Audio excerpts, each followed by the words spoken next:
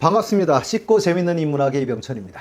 현재 전 세계적으로 가장 강력한 종교인 기독교와 그리고 같은 뿌리를 가지고 있다고 할 수 있는 유대교와 이슬람교에 대한 이야기를 시작해 볼까 합니다.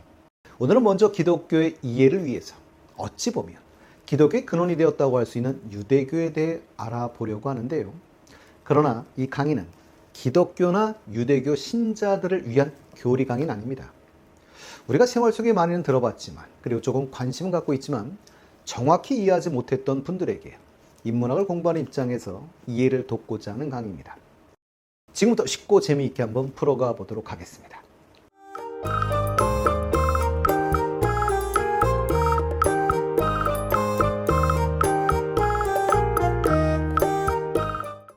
불교 관련해서도 마찬가지일지도 모르겠습니다만 다른 종교에서 본다면 아마도 유대교, 천주교, 개신교, 정교, 이슬람교 아마 다 같아 보이는 분들도 있을지 모르겠습니다.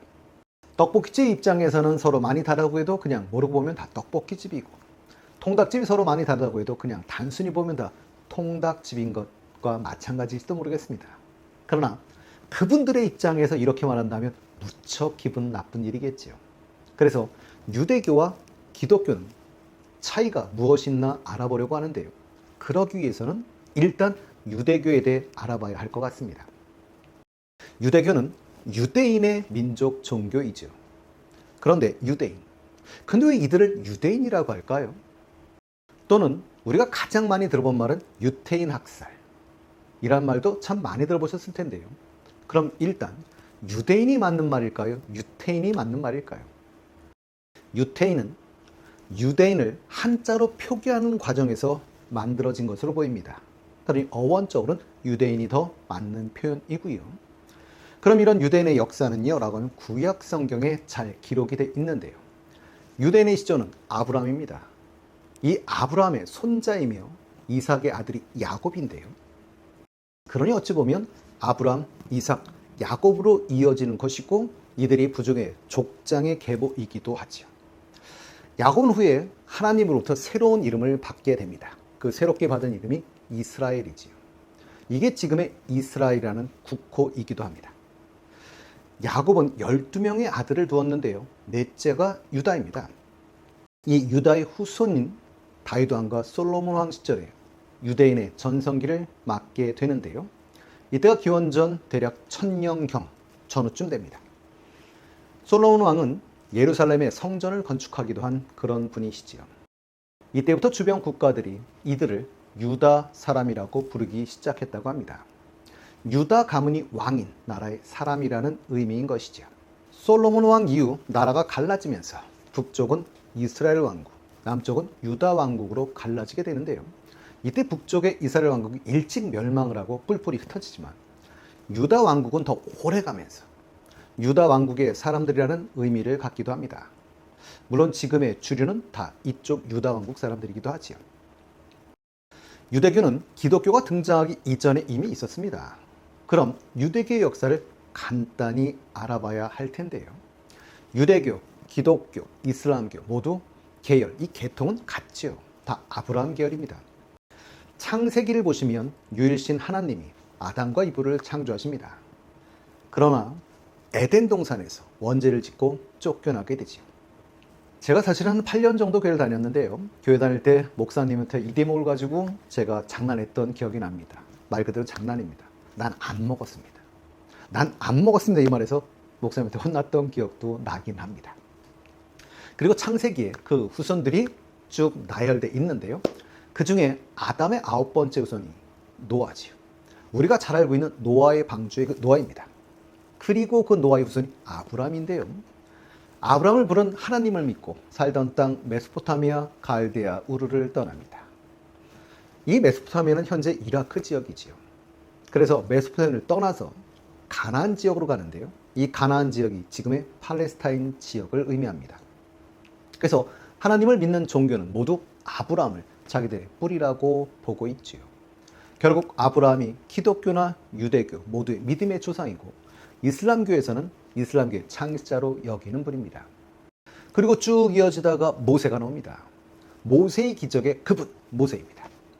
이집트의 탄압 속에서 이스라엘 사람들을 데리고 이집트를 탈출하시는 인물인데요. 이분이 지은 책이 모세오경이죠. 그래서 구약을 보시면 앞에 5개, 창세기, 출애굽기, 레위기, 민수기, 신명기 이렇게 5개입니다.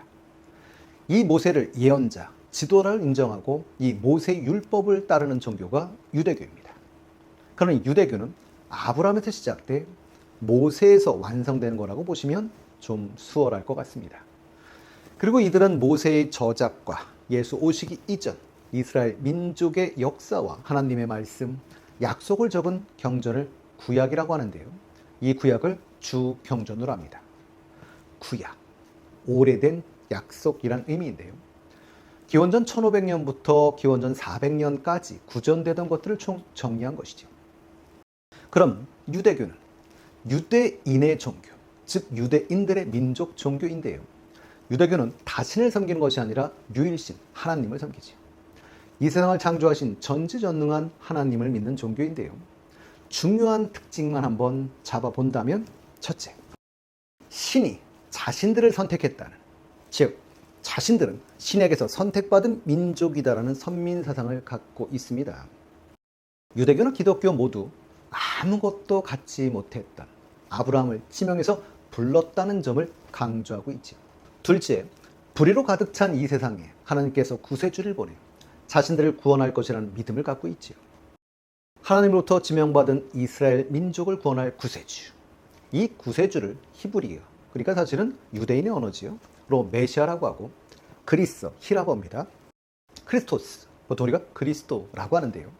그리스도는 기름 부음을 받은 자라는 의미입니다. 왕을 세울 때 대관식을 거행하는 것처럼 신으로부터 기름 부음을 받은 자가 구원자, 즉 메시아가 된다는 사상을 가지고 있었기 때문이죠.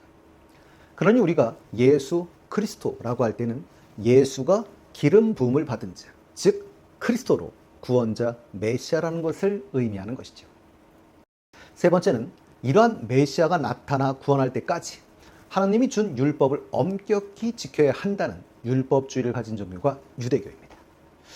유대교가 배타적이고 자기 중심적인 종교라고 생각하시는 분들도 있으실 겁니다. 그러나 유대인의 역사를 보면 조금은 납득이 갑니다. 유대인들은 자기 중심적인 종교를 만들지 않으면 살아갈 수 없을 정도로 불행한 역사를 걸어왔기 때문이죠. 그들의 불행한 역사는 아주 먼 옛날 기원전 15세기경 시작이 됩니다. 성경에 기록된 바에 따르면 지금의 이스라엘 지역에서 유목하던 야곱, 후에 이스라엘이라고 불리는데요. 의 가족들은 흉년이 들어 이집트의 식량을 빌리러 갑니다.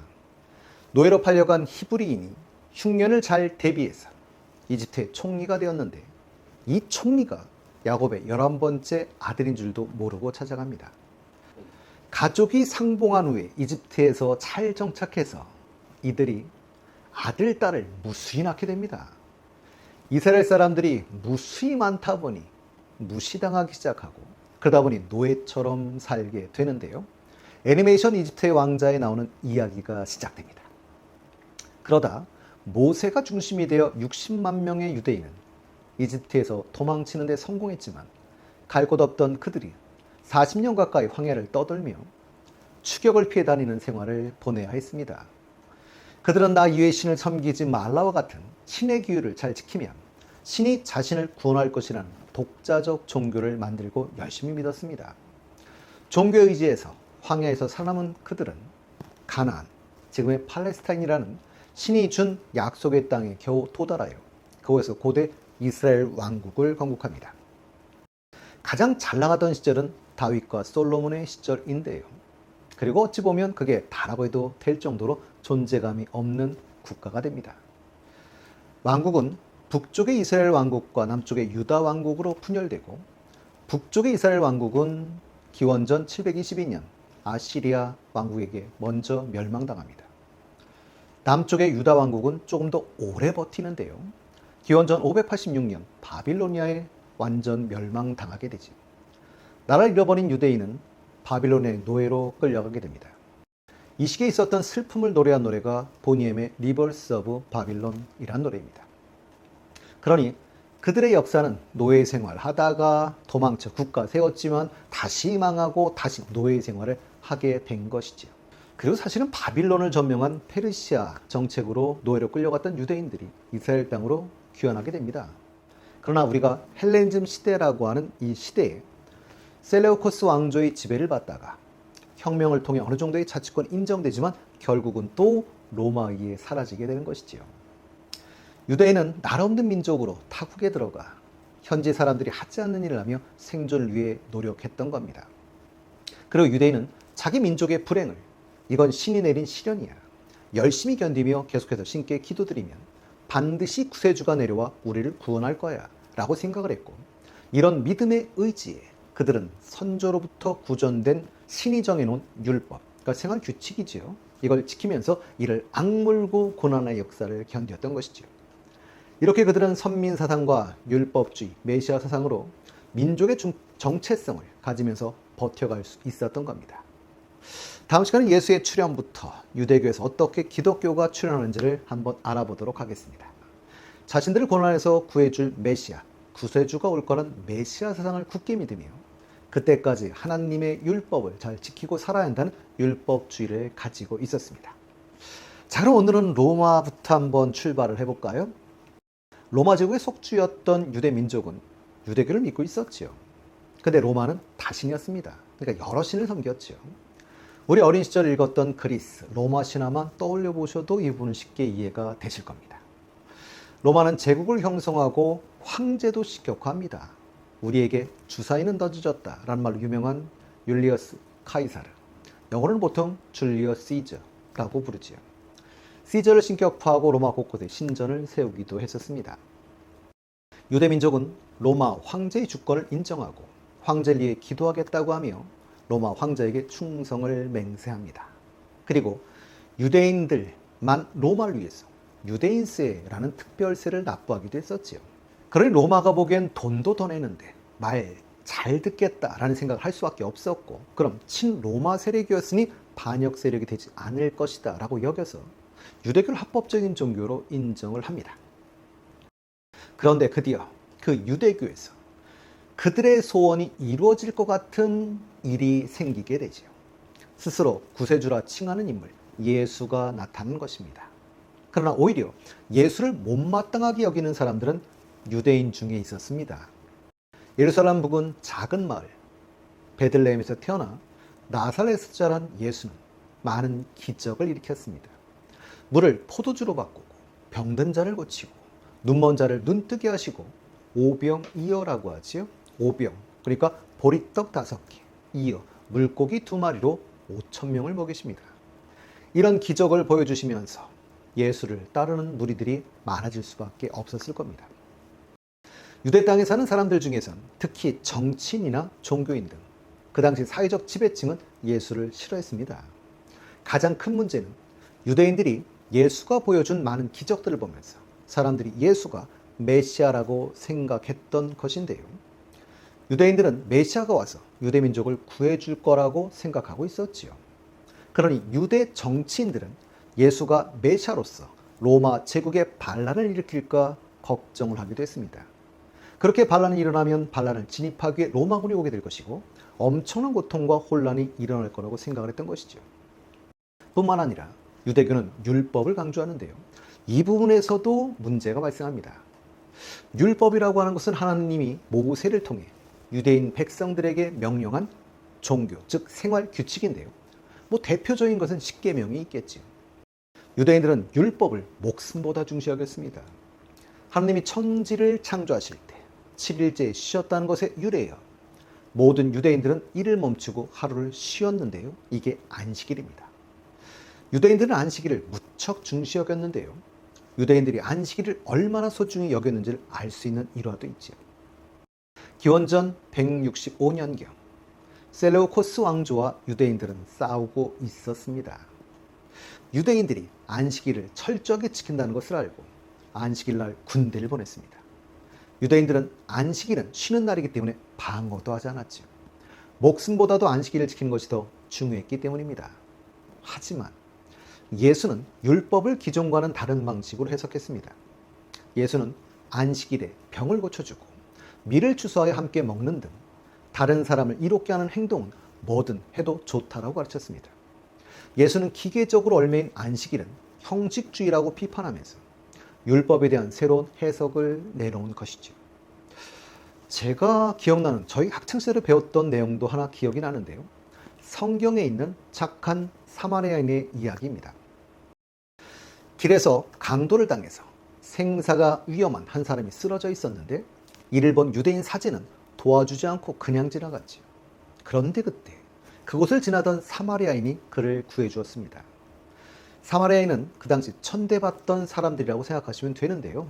제가 알기로는 정확히는 유대인이지만 이민족 피가 섞여 있어 유대인에게 차별을 받던 그런 사람들이었습니다.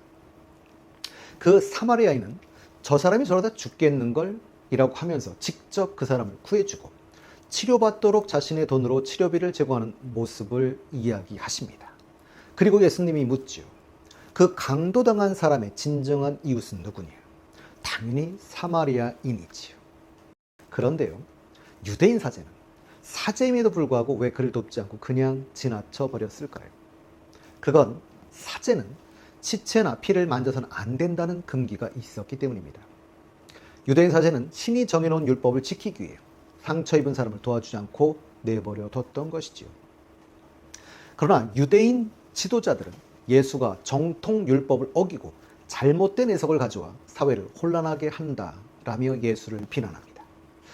결국 예수가 메시아로 인식돼 새로운 지도자 역할을 하고 새로운 율법의 해석을 내놓는다면 기존의 정치적, 종교적 지도자들은 자기들의 자리를 뺏길지 모른다는 위협을 느꼈던 것이죠.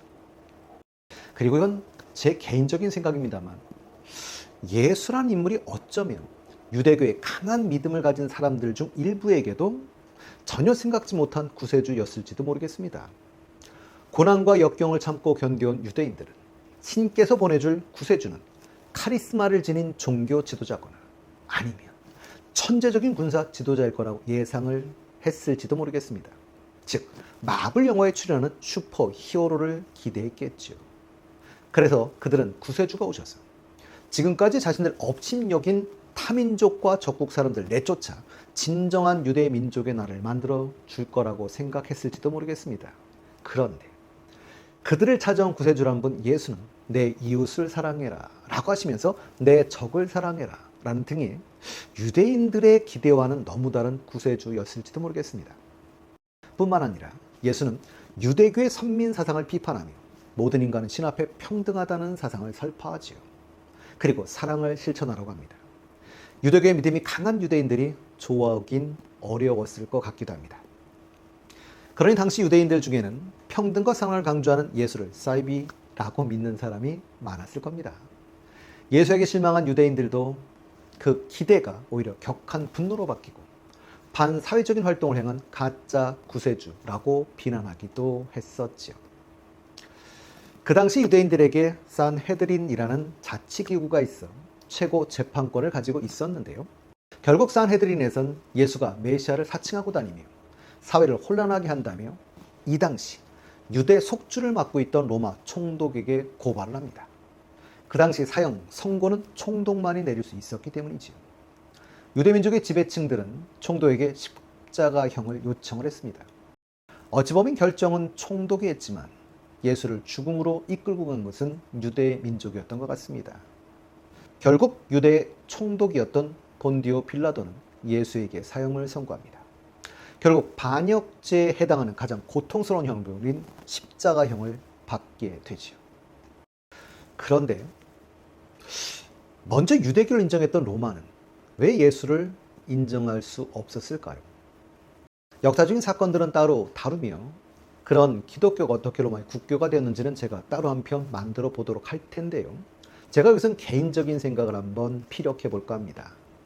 일단 예수 그리스도와 로마인의 세계관은 맞지 않았기 때문이겠지요. 로마는 다신을 믿었고 황제도 신격을 가진 존재로 신으로 추앙받았습니다.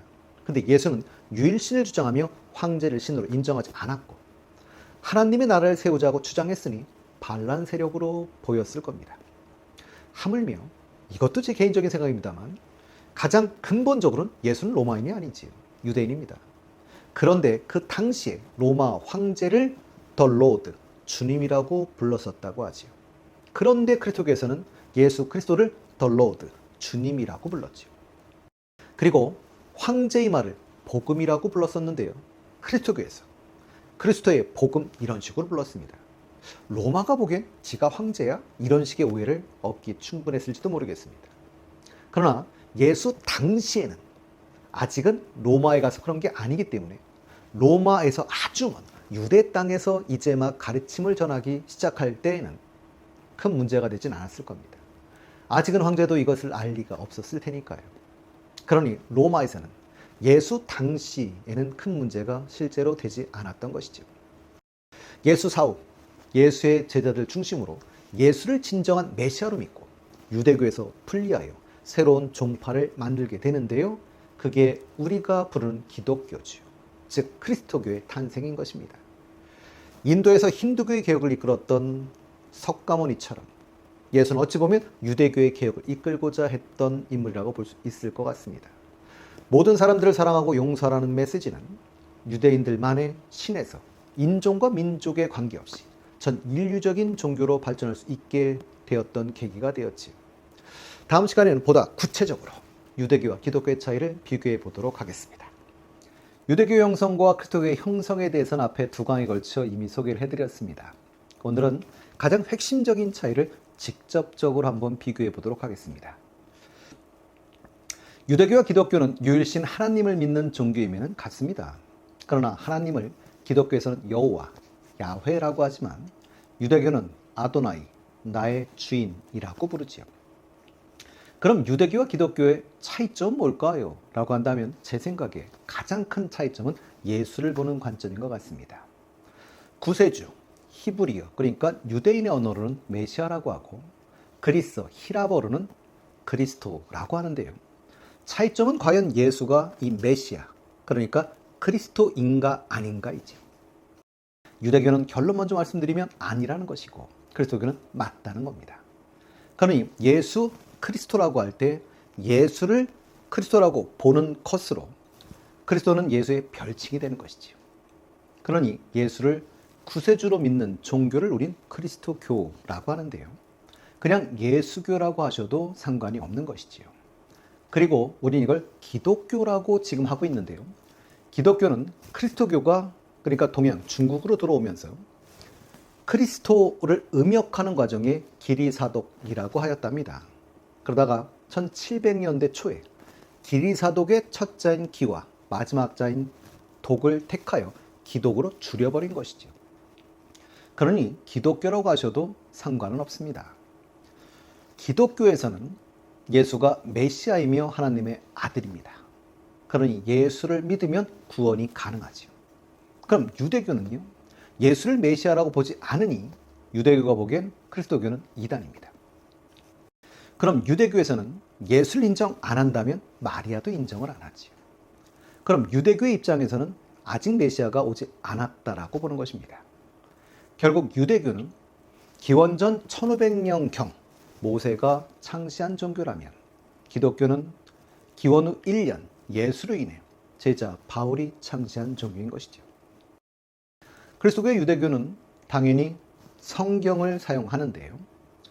구약은 이 성경에서의 구약은 구약이니까 오래된 약속으로 예수 이전의 이야기, 그럼 기원 전의 역사이고 신약은 새로운 약속이니 예수 오신 다음에 이야기가 되는데요. 그러니 기원 후의 역사가 되겠죠. 신약은 주로 기독교가 로마의 국교가 되고 나서 기록을 시작한 것들입니다. 구약 성서는 모든 사건의 주체가 야훼, 하느님인데 비해 신약은 그 주체가 예수입니다. 구약은 사건이나 역사 등을 중요하게 다루는데요. 특히 이스라엘 민족의 역사를 중심으로 다룹니다. 그에 비해 신약에서는 예수님의 말씀을 해석하고 그 숨은 뜻을 밝혀내는 내용들이 주를 이루고 있지요. 그럼 유대교는 예수를 인정하지 않으니 신약을 인정하지 않지요. 그런 유대교의 경전은 구약입니다. 그러나 구약은 신약에 대비돼서 사용되는 말인 것이지요. 그런데 유대교는 신약을 인정하지 않으니 구약이라고 부르진 않을 겁니다. 그들은 그냥 성경인 것이지요. 이걸 타나크라고 합니다. 이 타나크 중 일부로 주로 율법서만을 가리켜 토라라고 하는데요. 들어보신 분들도 있을 겁니다. 그리고 기독교의 목사님, 카톨릭의 신부님 같은 분이 유대교에서는 랍비인데요. 랍비들의 말을 정리한 탈무드라는 책을 제2의 경전으로 합니다. 그럼 기독교는요, 구약을 사용하지요. 그러나 예수 교인이 예수 오신 이후에 새로운 약속, 신약을 더 중시 여기겠지요. 그럼 신약은요, 복음서와 제자 바울의 서신서, 즉 편지가 중심인데요. 복음. 고대 그리스어로 좋은 소식이라는 뜻입니다. 그러니 굿뉴스 이런 의미겠지요. 예수님의 말씀을 제자들에 의해 정리한 것이라고 생각하시면 되고요.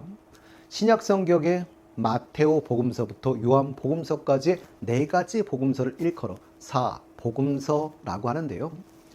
앞에 단어는 저자들이라고 생각하시면 됩니다. 그래서 우리나라에선 카톨릭과 개신교에선 이름이 약간은 다른데요. 복음서 또는 복음이라고 하고 표기도 약간 다릅니다. 하나 예를 든다면 카톨릭에서는 마테오 복음서, 개신교에서는 마태복음 이런 식인 것이죠. 오늘은 좀 재밌는 이야기로 마무리를 할까 하는데요. 음식 이야기, 돼지고기 이야기입니다. 유대교와 이슬람교에서는 돼지고기를 먹지 않습니다. 실제로 그들의 경전에서 돼지고기를 금하고 있지요. 유대교에서 중시하는 타나크에서 돼지를 먹지 말라고 금하고 있습니다. 이슬람교에서도 꾸란, 우리 보통 영어식으로는 코란이라고 하는데요. 에서도 먹지 말라고 금하고 있지요.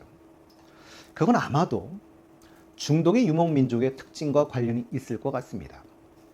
중동의 사막은 덥고 건조하지요. 돼지는 덥고 건조하면 살기 어렵습니다. 왜일까요? 돼지는 땀샘이 없지요. 그러니 체온을 조절하기 위해 인위적으로 그늘과 물이 있어야 하는데요. 그래서 돼지가 진흙에서 뒹굴고 하는 모습들 보신 적이 있을 겁니다. 그건 체온 조절을 위한 것이지요. 그런데 마실 물도 부족한데 돼지에게 물 뿌려주고 하기는 어렵지요. 돼지는 대책임질을 하지 않습니다. 그럼 우리는요? 당연히 대책임질을 하지 않지요. 그럼 돼지와 인간은요? 같은 걸 먹는다는 뜻인 겁니다. 그런데 돼지고기 1kg을 얻기 위해서는 곡물이 4kg 이상이 필요하다고 하죠. 그럼 부유한 사람들은요? 어느 시대나 먹을 게 있지만 부자의 고기 1kg을 얻기 위해 가난한 자들이 먹을 수 있는 곡물 4kg을 없애야 하는 것이지. 옛날에는 먹을 게 풍부하지 않았습니다. 그럼 인간도 먹을 게 없는데 돼지에게 줄 수는 없지요. 또한 유목민들은 이동을 해야 하는데요. 돼지는 타고 갈 수도 없고 짐을 나르지도 못합니다. 거기에다 돼지다리 한번 보시면 짧지요. 그러니 장거리 이동엔 적합한 다리도 아닙니다. 하물며 돼지는 털을 쓰는 것도 아니고 이 우유, 젖을 주는 것도 아니고 칩을 지키는 것도 아니지요. 그러니 오직 용도는 먹는 것뿐인 동물이지요. 하물며 죽기 전에는 아무것도 얻을 수 없는 동물입니다. 그러니 돼지는 돼지가 주는 효용보다 비용이 크지요. 그러니 그것을 종교에 의해 금하게 된 것 같습니다. 옛날에는 종교율법이 가장 강력한 규제의 수단이었기 때문이지요. 그럼 물론 신약을 중시하긴 하지만 기독교도 구약을 믿는데 왜 기독교에서는 돼지고기를 먹을까요? 기독교는 중동이 아닌 주로 유럽에서 발전하였기 때문이 아닐까 싶습니다. 기독교 입장에서도 사실 유대교는 자신들이 숭배하는 예수를 죽인 사람들인 것이지요.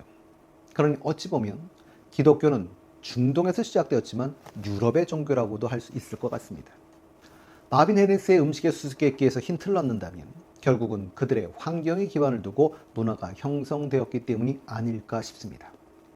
오늘은 기독교와 유대교에 대해 알아보았는데요. 다음 시간에는 기독교와 이슬람교에 대해 알아보도록 하겠습니다.